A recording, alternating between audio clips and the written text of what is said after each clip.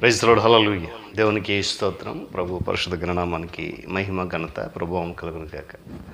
క్రీస్తునందు ప్రియులరా, దేవుడు తన మహాకృపను బట్టి మనకు నూతన ఉదయకాల సమయంలో వేకువని రీతిగా ప్రభు పాద సముఖంలో నిల్చుండి ఆయన నామాన్ని గణపరచడానికి చక్కటి విలువైన శ్రేష్టమైన సమయాన్ని మనందరికీ అనుగ్రహించారు. అందును బట్టి ఆయన గణనామానికి మహిమ కలుగును గాక. క్రీస్తునందు ప్రియైన దైవజనులు, స్నేహితులు, విశ్వాసులు, సహోదరి సహోదరులు కార్యక్రమాన్ని వీక్షిస్తున్న ఆత్మీయులందరికీ మన రక్షకుడైన యేసయ్య నామంలో ఉదయకాలపు శుభములు మరియు వందనాలు తెలియజేస్తున్నాను. మీరు అంత బాగున్నారు కదండి, చాలా సంతోషం. రండి, ఈ దినం కూడా మిమ్మల్ని ప్రేమతో ఆహ్వానిస్తూ ఉన్నాను. అనుదిన అభివృద్ధి ఉదయకాలపు ధ్యానాలు అనేటువంటి ఈ ఆధ్యాత్మిక కార్యక్రమంలో నాతో పాటు పాలిబాక్సుల వాక్యాన్ని ధ్యానించి దైవ ఆశీర్వాదం పొందండి.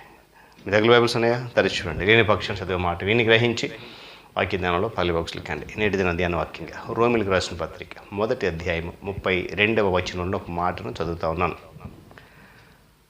ఇట్టి కార్యములు అభ్యసించువారు మరణమునకు తగినవారు అను దేవుని న్యాయ విధిని వారు బాగుగా ఎరిగిండి వాటిని చేయుచున్నారు. దేవుడు తన పరిశుద్ధ లేఖన మాటను మనకు హృదయించునుగా. తలలోంచి కన్ను మూసుకుందాం. ప్రార్థన. మహాగణుడా, మహోన్నతుడా, సర్వాధికారి, ప్రేమ కలిగిన మా తండ్రి, స్తోత్ర. ఈ ఆధ్యాత్మిక కార్యక్రమాన్ని అనుదినము నీ కృపా బాహుళ్యము చేత బలపరుస్తూ నడిపిస్తున్న విధానం కొరకు స్తోత్రాలు చెల్లిస్తూ ఉన్నాను. నాయన, అనేక మంది బిడ్డలను మీరు పాలిభాగం చేస్తూ ఈ కార్యక్రమం ద్వారా మీ నామమునకు ఘనత తెచ్చుకుంటున్నారని విశ్వసిస్తూ ఈ జన్మ కూడా నిశ్చితమైతే నడిపించి బలపరచు. ఘనత మీరు పొందండి. యేసు నామమున అడుగుతున్నాను తండ్రి, ఆమేన్. చాలా సంతోషం ప్రియులారా. చదవనటువంటి ఈ వచనంలో మనము జాగ్రత్తగా గమనిద్దాం కొన్ని నిమిషాలు. మీకు ఇష్టమైతే దానికంటే కొన్ని పై వచనాలు మీరు చదవండి. తర్వాత ఈ భాగం యొక్క శ్రేష్టమైనటువంటి గూఢార్థం ఏంటో మనకి స్పష్టంగా అర్థమవుతుంది. ఎందుకంటే మనము చదివిన భాగం ఇట్టి కార్యములు చేయువారు అనే మాట. ఏంటి ఆ కార్యాలు అనేవి పైన ఉన్నాయి, మీరు దయచేసి గమనించాలి. ఈరోజు మానవ సమాజం ఎలా ఉంది అంటే, ఒకరి గురించి మరొకరు కొండెములు చెప్పే విధానం, ఒకరి గురించి మరొకరు అబద్ధపు మాటలు చెప్పేటువంటి విధానం.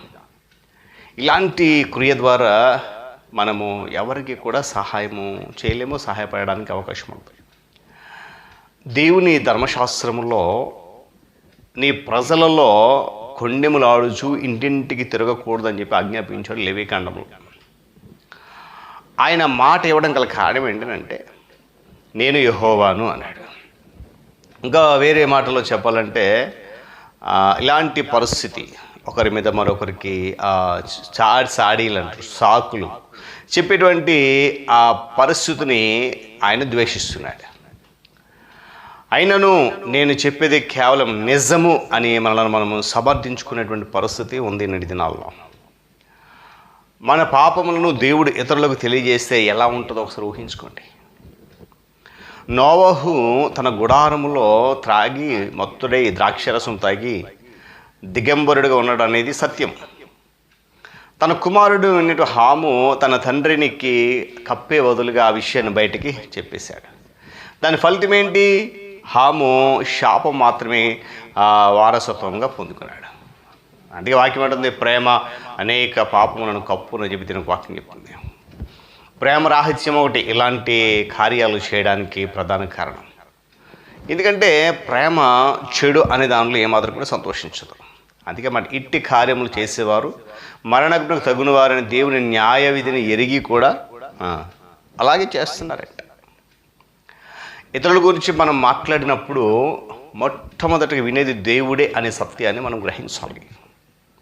ఆ విషయాన్ని మనం సాధారణ గుర్తించాం, ఏదో అవకాశం వచ్చింది కదా చెబుతూ ఉంటాం. అయితే ఆ కొండెములు చెప్పుటలో సంతోషపడేవారు ఆత్మీయ జీవితంలో ఎలాంటి అభివృద్ధిని కూడా సాధించలేరు. ఆ పరిస్థితి పరిశుద్ధాత్మని దుఃఖపరుస్తుంది, ఎందుకంటే అది ఆయన స్వభావానికి విరుద్ధం. అపోస్తలుడైన పేతురు ఈ విధంగా సూచించాడు, సమస్త దూషణ మాటలు మానండి, వాక్యం అనే పాల వలన రక్షణ విషయంలో ఎదగండి అని చెప్పి ఆ ఎదిగే క్రమంలో ఆ పాలను అపేక్షించండి అన్నాడు. దూషణ మాటలు చెప్పడం అనేది సంఘం యొక్క ఎదుగుదలకు ఆటంకం, మరియు ప్రతి ఒక్క వ్యక్తి యొక్క ఆత్మీయ వ్యక్తిగత జీవితానికి కూడా అది ఆటంకమే. పిల్లరా, ఈ దూషణకరమైన మాటలు అనేవి ఒక ప్రత్యేకించబడిన పాపం కాదు, దానిలో ఇంకా అనేకమైన ఇతర గుణాలతో కలిసి ఉంటుంది. ఈ దూషణ మాటలు, ముఖస్థుతి చేయడం, కొండెములు చెప్పడం, అదే కాకుండా వేషధారణ, కొండెములు చెప్పడం, పదవులను ఆశించడం, కొండెములు చెప్పడం మరియు బద్ధకం, ఇలా అనేటువంటి వాటిని అన్నిటిని కూడా బైబిల్ వ్యతిరేకిస్తూ ఉంది. చివరకు ఇది ఆత్మీయంగా పడిపోవడానికి దారితీస్తుంది. గమనించాలి వీళ్ళని, ఒకవేళ ఇలాంటి పరిస్థితి ఉంటే, కొండెములు చెప్పేటువంటి పరిస్థితి ఉంటే, దానికి వ్యతిరేకంగా పాత నిబంధనలో ఒక ఉదాహరణ, తీవ్రమైన హెచ్చరికగా మనము కనబడుతుంది మనకి. ఆ మాట సంఖ్యాకాండం 12వ అధ్యాయంలో ఉంది. మోషేకు విరోధంగా మిరియాములు అహరోనులు ఒక కుట్ర పన్నారు. దేవుడు అతనితో మాట్లాడతాడా? అతనే ప్రవక్త, అతనే మాట్లాడమన్నాడా? మేము పలకలేమా? మేము ప్రవచించలేమా? ఇలాంటి మాటలు. వీళ్ళు ఇక్కడ ఖచ్చితంగా మనం గమనించిన విషయం ఏంటంటే, వాళ్ళిరువురు మాట్లాడిన మాటలు మోషే వినలేదు. గమనించాలి ఇక్కడ. కానీ ఎవరు విన్నారంటే దేవుడు విన్నాడు. దేవుడు విని వెంటనే యెహోవా యొక్క కోపం రగులుకున్నటువంటి వాక్యం అక్కడ. ఎప్పుడైతే అలా జరిగిందో దేవుని మహిమ అనేది వారి మధ్య నుండి వెళ్ళిపోయింది. మిరియాముకు కుష్ఠరోగం వచ్చింది. ఆత్మీయ సున్నితత్వాన్ని నశించడాన్ని ఇది సూచిస్తూ ఉంది. దేవుని ప్రజల సహవాసము నుండి దూరపరచబడింది మిరియాము. దేవుని ప్రజల ప్రయాణం ఆలస్యమైంది. దానివల్ల మిరియాము అహరోనులు వారు చేసిన చెడ్డ పనికి ఆత్మీయ రంగు పులిమారు. మోషే లేనప్పుడు మోషే గురించి మాట్లాడిన మాటలు దేవుడు విన్నాడు. కారణం, చాలా భయానకమైన పరిస్థితులు అక్కడ అనుభవించి చెప్పాను. ఆ మాటలు చెప్పాలని శోధించబడినప్పుడు ఇది ఒక ప్రశ్న వేసుకోవాలి మనం. ఇది నిజమా? ఇది అవసరమా? ఇది దయతో కూడినదేనా? పిల్లరా, ఆ సాడీలు, దూషణ మాటలు చెప్పేటువంటి వ్యక్తి నీ దగ్గరికి వచ్చినప్పుడు ఆ వ్యక్తిని నువ్వు ప్రశ్నించాల్సిన విధానం ఉంది. ఏంటంటే, దీనివల్ల నాకు మంచి జరుగుతుందా? దీనివల్ల నీకేమైనా మంచి జరుగుతుందా? లేకపోతే ఇది అవతల వ్యక్తికి ఏమైనా మంచి చేస్తుందా?